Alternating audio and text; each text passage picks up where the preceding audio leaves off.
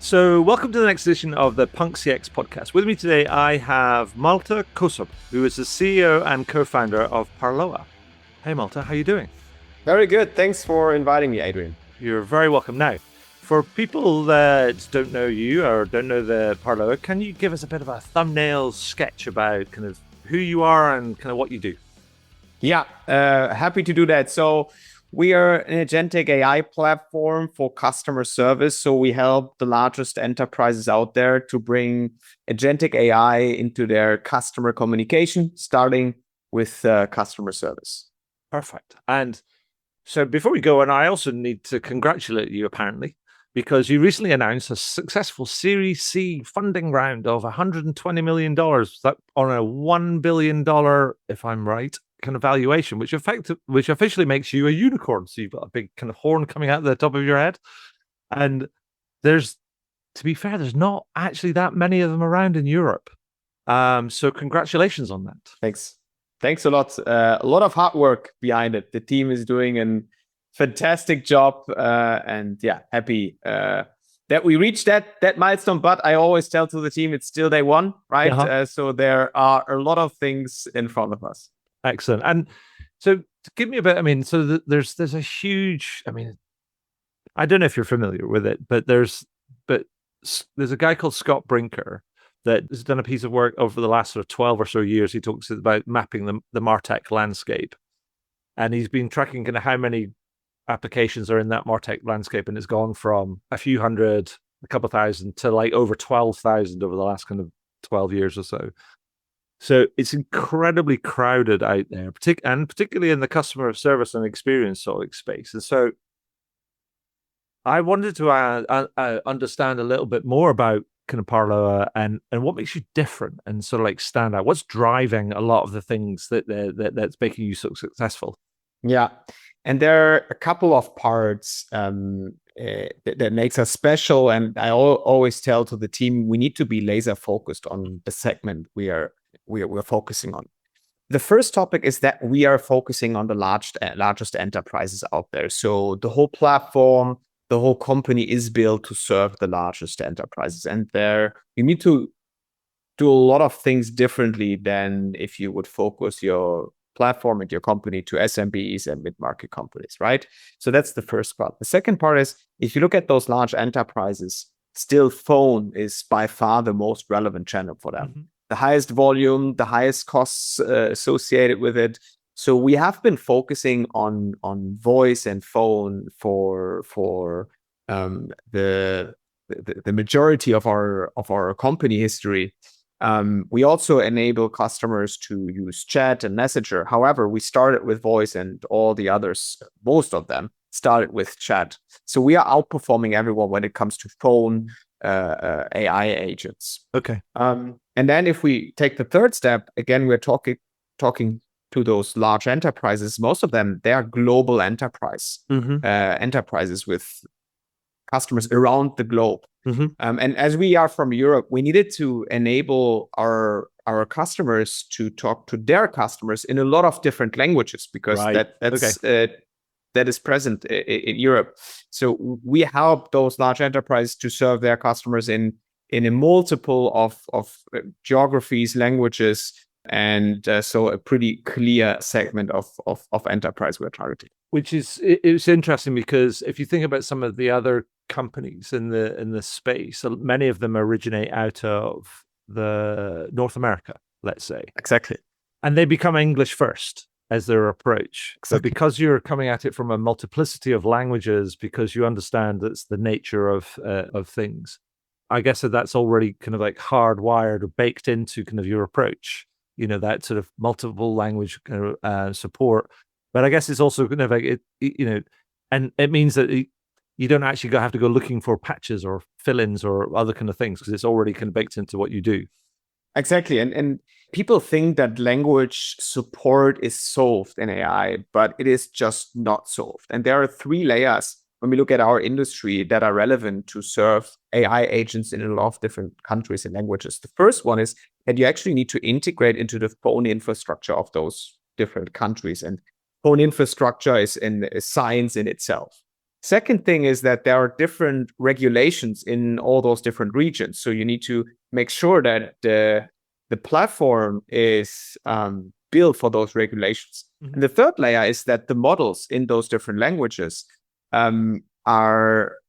they have different quality scores. So a lot of people think speech to text is solved in all of the different languages, but the quality is very bad, especially if you look at smaller languages and if you look at things like alphanumeric numbers.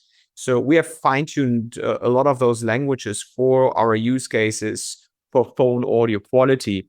So enterprise come and then the languages are ready to be delivered on the highest level possible. I mean, I remember talking talking about low resource languages. Um, and for the last couple of years, I was, you were spotting this as a bit of a chink in the armor of some of these large LLMs. And some of the countries which would be classified as low resource languages weren't getting, as you say, the quality they would require. I remember speaking to a company that was focusing primarily on the Nordic languages, so like Danish and Norwegian and Swedish and Finnish, because they're just hard. And there's not that many people sort of speaking them, but because they were building models specifically for them, then the quality there, because then when you add in, it's not just the complexity of the language, but it's also some of the cultural differences and the way that people can speak. And so I think that's really good. And to fine tuning to adjust for those differences is incredibly valuable, particularly when it comes to driving different or better outcomes. Yeah, fully agree. Perfect. Now, we all know that this space is dominated by the customer service, customer experience space, particularly the technological space is dominated by what comes out of North America and primarily what comes out of Silicon Valley, in large part. And they drive a lot of the conversation and the rhetoric and the vision and things. But I know that you've got some interesting kind of thoughts around how you think customer support is going to evolve over the coming, say, 5 years. Now, if you want to go 5 years out, then knock yourself out, because I think that's just difficult in of itself. Sometimes it's hard to predict what's going to happen next week, never mind kind of next year.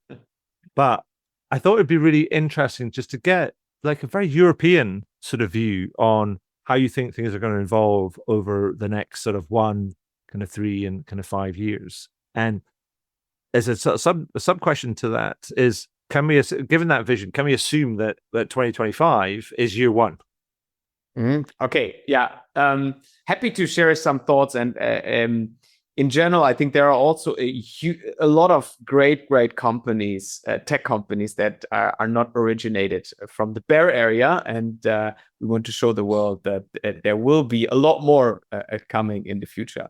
Excellent. But let's shortly talk about how we believe customer experience will change going forward.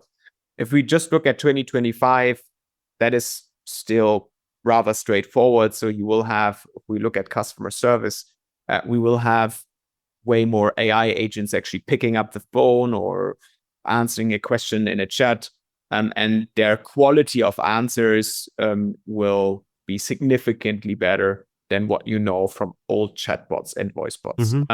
So that is the straightforward first approach, and those AI agents will solve end-to-end use cases if they get more natural and so on. I think if we go one step further, we believe that actually customer experience as a whole will change, because we believe every touch point will become conversational. So every app, every homepage, every single touch point between a customer and a company will become conversation. There will still be UI components, obviously, but the UI will also be driven by a conversation. And if we believe this is true, we even go one step further, and we believe there will be a personal AI agent per customer. So Adrian, imagine you're calling an airline.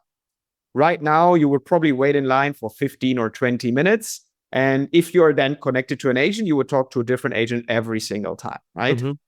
Now imagine you're calling an airline and your personal AI agent picks up and says, "Hey, Adrian, how are you? Have you decided if you want to upgrade to premium economy for your next flight from New York to Los Angeles? If yes, awesome. If no, just call me back whenever you want." And then 20 minutes later, you could call back And after 1 second, the same voice, the same personal AI agent picks up and says, "Hey, Adrian, and have you decided?" Mm-hmm. And if you don't want to call, you could also take out your phone and write a WhatsApp iMessage to say you want to upgrade. And if you don't want to call or write, maybe on Monday, this personal AI agent might call you and says, "Adrian, there are just 2 seats available in premium economy. Do you want to have one of those seats? Otherwise, I would give them to someone else." Mm-hmm. So we have a one-to-one relationship between you as a customer and a personal AI agent of that airline. Mm-hmm. And if that airline has 150 million customers, this airline will have 150 million personal AI agents. So we are creating an experience that is not just an efficiency driver for an enterprise. It's actually elevating the experience significantly, because you create an experience that has never been possible before, because it was way too expensive, right? To have one person for one customer. Mm-hmm. So that is what we believe will come true. And then if we go a level deeper, we also believe that there will be personal assistants like Siri, ChatGPT that will call or reach out to companies on behalf of the customer.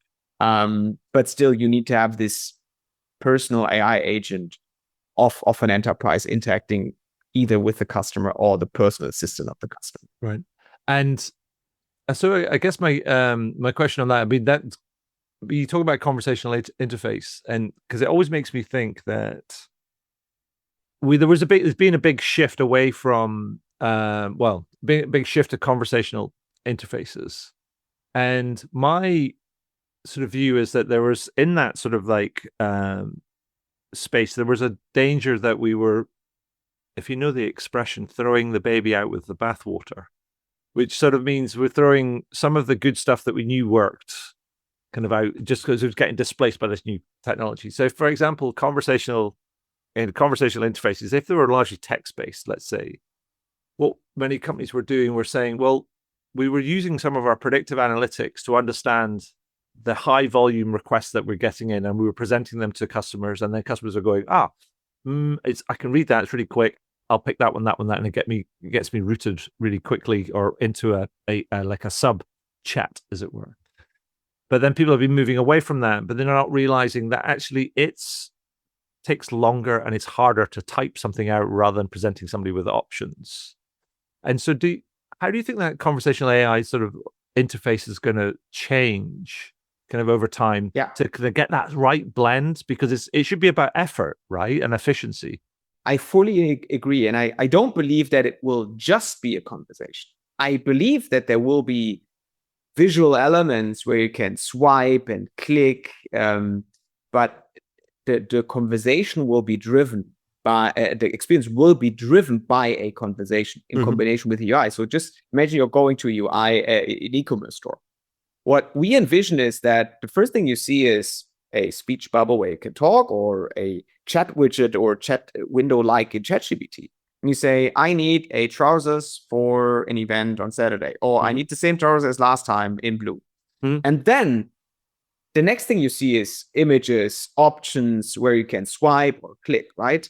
And then you can maybe write or talk and say, "No, do you have something from that brand, or smaller or more blue," or whatever, right? Sure. But it will be a combination of UI and clicking and a conversation. So I fully agree with you. Do you think that you talk about this kind of vision and how it's going to be primarily, it'll be multimodal, obviously. It will be, you're talking about the enterprise as well. I mean, and then you're primarily focused on the enterprise, as you kind of said. But I'm also kind of interested, because you're coming from, I know Parloa was founded in Berlin, and you've grown all over the place. And Germany's like famous. The German economy is famous for the Mittelstand. And I wondered, do you see that kind of support is going to be, as it evolves, is going to be lumpy? I mean, are enterprises going to lead the way, and then there might be an increasing gap between them and some of the smaller businesses? I mean, how do you see that kind of like working? Yeah, I would not differentiate between enterprise and mid-market. I would say if we look at both categories, we have innovators. Okay. And we have companies that just take way longer to adapt to change. And we see very large companies moving actually pretty fast because they want to report something to the board, to the public markets, that they actually drive efficiency, they drive innovations with agentic AI. But we also see mid-market companies that adapt the technology rather fast. Obviously, the depth of integrations are different. Maybe also the depth of individualization is different because enterprise have more money, more resources to individualize the experience to their brand. But I wouldn't make a difference in how fast they move. Sometimes people say enterprises move way slower than mid-market companies.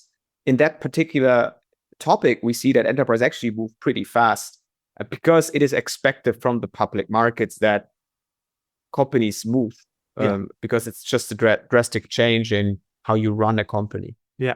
I mean, just to kind of comment or question that, I mean, because I've seen, I mean, there is no doubt about the potential of the technology out there and how and its transformative impact on both, you know, executives and leaders and employees' ability to serve their customers kind of like better. And there is no doubt that customers could also benefit from this. So there could be improvement in outcomes all around the piece. But there's also bits of research that suggests that many companies sort of struggle to get going out there, to get the most out of the technology, or to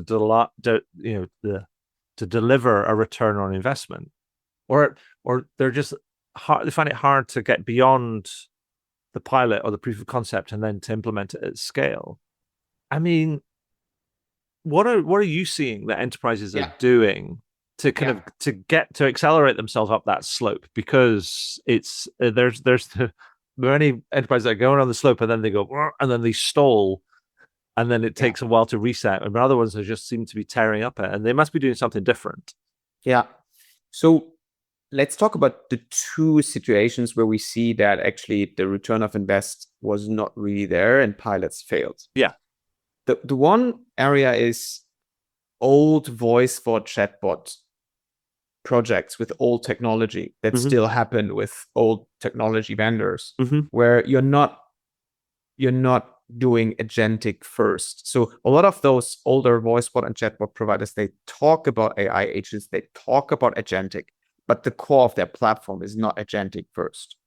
So if you use the old technology, actually there are limits in what you can deliver. Sure. So, and still a lot of customer support, customer service departments, they struggle with their past experiences with voice bot and chatbot providers. It's not working. But this is a completely different game, what we're talking about. Right. So that's the one part. The second part is agentic projects where the use case and the domain is not clearly defined.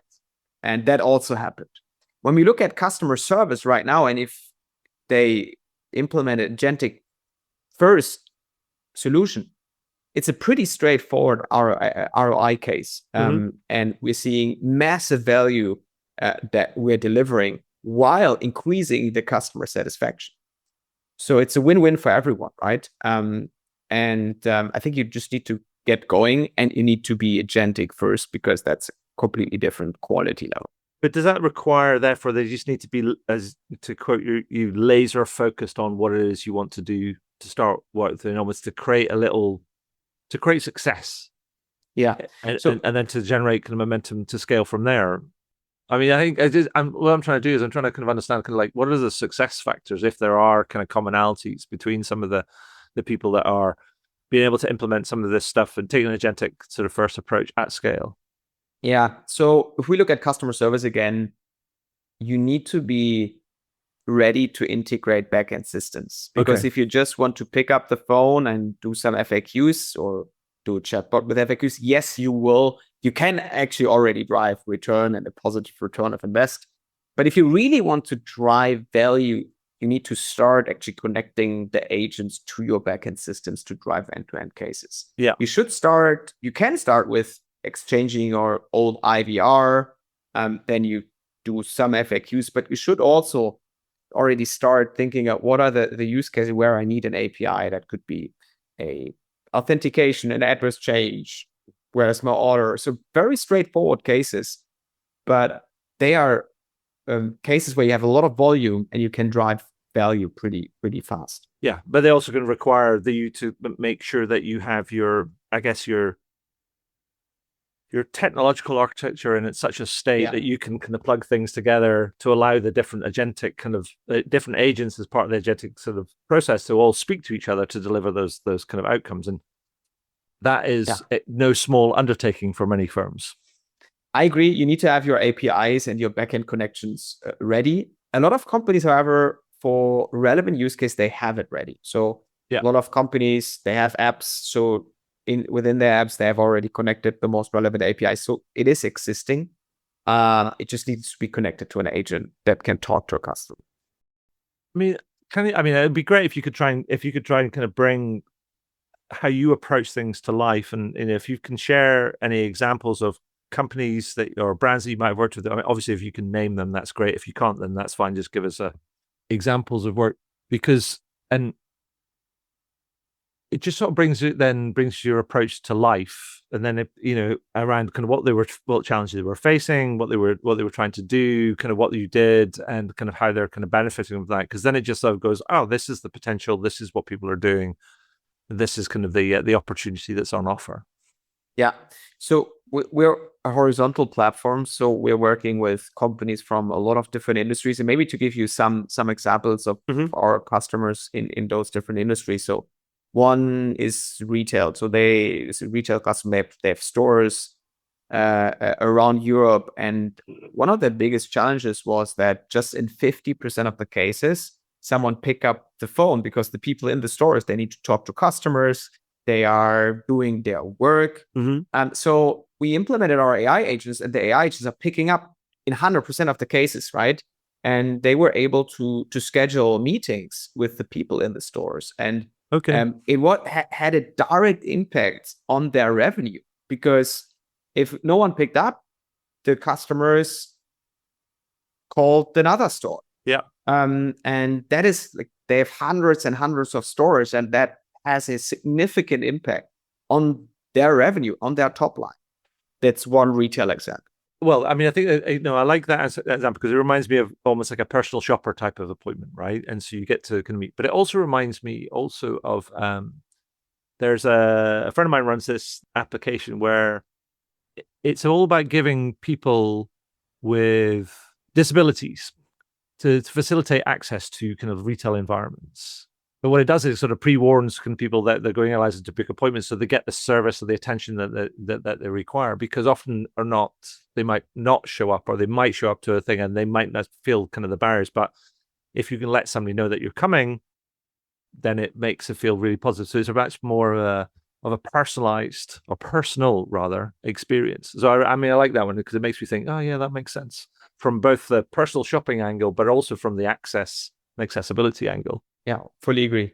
And that is just one retail example. E-commerce example, we have a customer where people can call to make an order, and they drive hundreds of millions of revenue through that channel, where people are calling and talking to an AI agent and ordering something.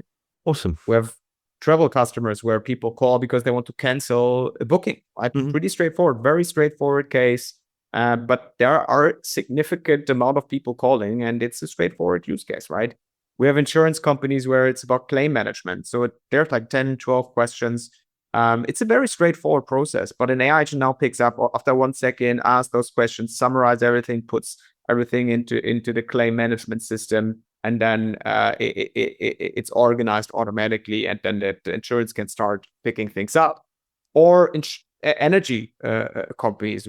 One of our customers, they're driving all the meter reading submissions, that saving more than 2 minutes on average per call, because those relevant topics are being handled by the AI agent. So in all those different industries, you find very repetitive use cases that the first line human customer support agents handled in the past, which our AI agents now can handle very smoothly and drive a lot of value for customers and companies. And just as a supplemental question on that, because you mentioned the human agents, I mean, I think this is also a really important kind of part of it. I mean, it's with that question that the customer service space is going to change and the roles of agents are going to change. I mean, that how are you seeing kind of agents or companies that are employing your technology and redeploy their agents, as it were? Kind of how's the nature of their kind of jobs kind of doing? I mean, are they being the humans in the loop? Or are they being the overlords, as it were, kind of like making sure that the bots kind of they any tweaks that need to be made, or kind of like they're kind of making sure that the quality that they're delivering it meets standards? So I think the first topic to mention is that there's a huge lack of labor that wants to work in customer support. So a lot of companies in the US, in the UK, in Germany, they have significant challenges of finding the right staff to actually do customer support. For those that are working in customer support, the role will change. So they will focus more on very complex tasks, level 2 or more, level 3 topics. They will be elevated to be supervisors. So they will coach the AI agents to perform better. They step in and support the AI agent when there's a tough topic they can't solve. They will start training the agents for new use cases. So the role will change in the future of customer support agents. Yeah, no, it's great. I mean, I think that's the thing, is that it feels like the role, if people step into it, I mean, there's always going to be a role for people talking to people, I think, when in certain situations. But there's also growth in that role, whether the technology is presenting, and I would encourage everybody to kind of to lean into that, to learn more. I mean, so I think it provides an interesting kind of outlook in terms of the future of customer experience, but also the idea that it's going to be, voice is going to be at the heart of things. And that's fascinating, because like for the longest time, everybody was talking about voice is dead. It's all going to be text based, but actually, voice over the last year or 18 months or so has made this roaring kind of comeback, and people are realizing, people do talk to each other, Exactly. or they talk to things, and then things get done, and they leave voice messages or send voice notes and things, and so we naturally talk to people, and so it's good to see that people are folding in sophisticated voice strategies into the mix, so that people get the right sort of help when they need it, which is kind of great. But Malte, thank you for sharing some of those kind of reflections and thoughts with me. I mean, and again, congratulations on your success and some of the things you've been doing with different kind of brands. I wanted to ask you finally, before we think about wrapping up, is there anything else that you'd like to highlight or like to add, that before I can ask you some quick fire questions? So there are a lot of people in the industry talking about AI agents, agentic AI. And I think it's important to go 1, 2, 3 levels deeper, what they're actually delivering from a technical perspective, and really try to get into the detail what they're delivering, and are they really delivering what you need from a technical perspective. So you compare apples with apples. Yeah. And if you want to get a bit more insights into that, feel free to reach out. Yeah, no, absolutely. I think there is to paraphrase what you're saying, I think in a slightly more direct way, I think there's lots of smoke and mirrors out there. Exactly.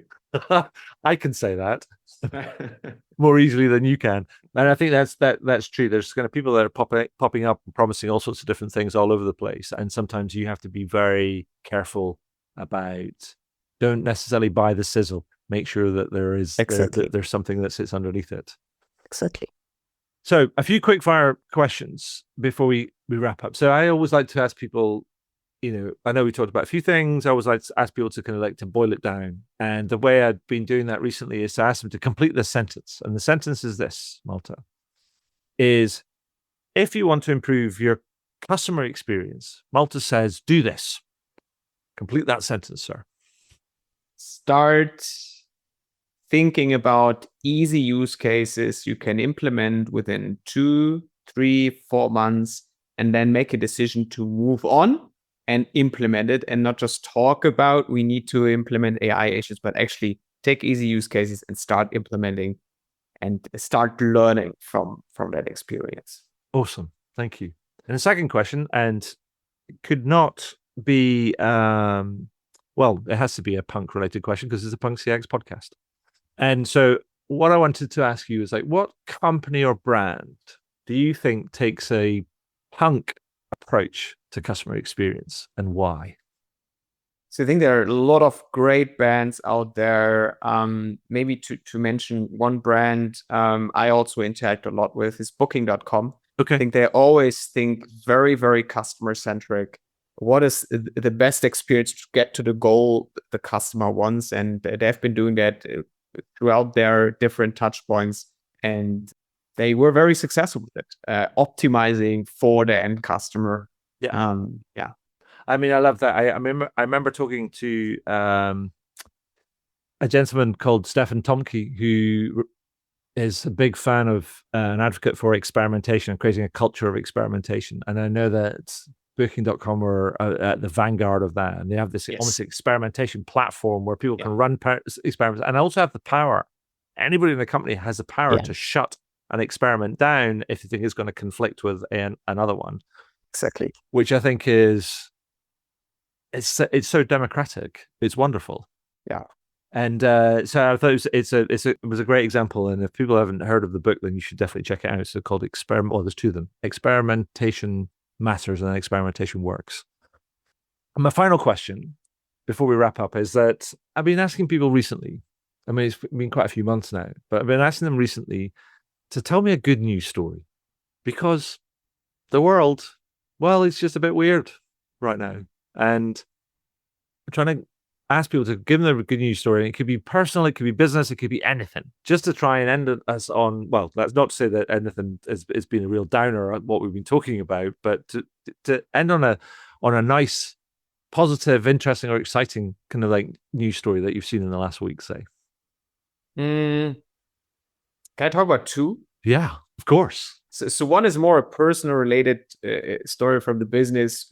We went live with a huge customer a couple of weeks ago, and you need a couple of weeks to really gather lots of data. And the outcomes this week, which they presented to the C-level, was pretty interesting. The average handling time went down, the CSAT went up, and actually the agents loved the AI agents handling the easy task. So okay, like everyone was happy. And there are a lot of people saying, the agents will be disappointed, or the customer will be disappointed because an AI will engage, or it will not drive value. And no, it's actually happening, and everyone is happy in the whole chain that interacts somehow. So that was my highlight. I think a second highlight, probably everyone knows Eric Schmidt.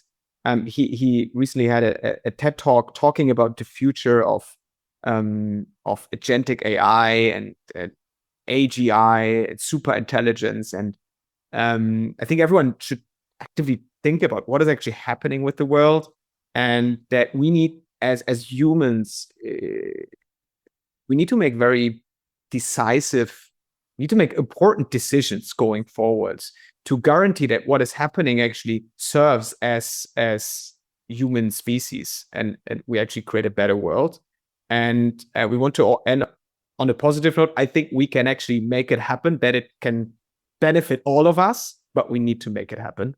And I would encourage everyone to watch that talk. It's a great one. Awesome. Well, I will make sure I look that up and include a link in the highlights of the talk. But Malte, I just want to say thank you for, well, first of all, congratulations on the race. That's kind of brilliant, and congratulations on your success so far, and kind of leading being part of the big charge that around kind of European innovation and technology that's having an influence on the service and experience sort of space. And just want to say also thank you for sharing your time and your insights with me today. That's been great. Thanks, Adrian. Thanks for the invitation. Thanks for the great questions, and looking forward to all of what is coming in the future with AI and improving customer experience. Awesome. Wow, what a great interview. I hope you enjoyed it. I know I did. Find out more about me and the work that I do at adrianswinsko.com. Do leave a review on your favorite podcast platform. And if you have any comments, feedback, or questions about the podcast, then feel free to send me a message to podcast@adrianswinscoe.com. And do tune in again. Thanks very much.